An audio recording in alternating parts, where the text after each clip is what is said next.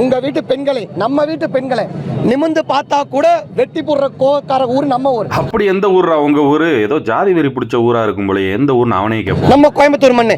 அப்பேற்பட்ட மண்ணில எவனே தெரியாத ஒருத்தன் கூட 10 ரூபாய் 20 ரூபாய்க்கு ஆசைப்பட்டு பைக் டாக்ஸில ஏத்தி அனுப்புறீங்க.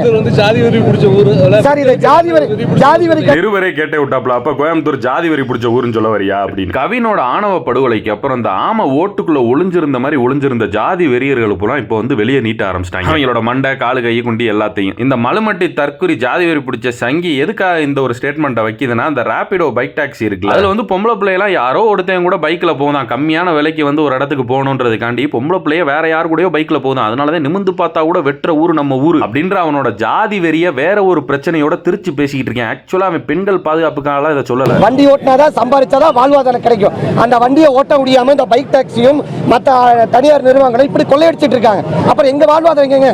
நான் கடைசியில வண்டி வித்து போட்டு நடு ரோட்ல உட்காந்து வேற வேலை தாங்க. ஓ, அதுதான் உன் பிரச்சனையா? இதுக்குள்ளதான் கொண்டாந்து பெண்கள் பாதுகாப்புன்ற பேர்ல உன்னோட பெர்சனல் ஜாதி வெறி வன்மத்தெல்லாம் கக்கிட்டு இருக்கியா? அதாவது மேட்டர் என்னன்னா, இந்த ராபிடோ பைக் டாக்ஸி எல்லாம் இருக்குல்ல, அதனால இவங்கலாம் வந்து 4 வீலர் டாக்ஸி வச்சிருக்கவங்க, இவங்களோட வாழ்வாதாரம் வந்து அடிபடுது. அதாவது கோயம்புத்தூர்ல இந்த ராபிடோ மாதிரி பைக் டாக்ஸி வந்ததுல இருந்து யாரும் காரை வந்து புக் பண்ணி போறது இல்லை. அதனால பைக் டாக்ஸியை தடை பண்ணணும். 80ல இருந்து 90% ஒரு ஆள் ஒரு இடத்துக்கு போகணும்னு நினைக்கும் போது தான் அந்த பைக் டாக்ஸி யூஸ் பண்ண போறாங்க. ஒரு ஆளுக்கு மேல இன்னொரு ஆள் இருந்தாலோ, அந்த ஒரு ஆளு கிட்ட லக்கேஜ் அதிகமா இருந்தாலோ போக போறது. அவங்க அடுத்த சாய்ஸ் ஆட்டோவோ இல்லைன்னா காரோ தான் பயன்படுத்த போறாங்க. ஓட்டுநர் வாகனத்துல வந்த எந்த பெண்களுக்காவது பாலியல் தொல்லை நடந்திருக்கிற ரெக்கார்டு இருந்தால் கோயம்புத்தூர் மாவட்டத்தில் நீங்க சொல்லுங்க.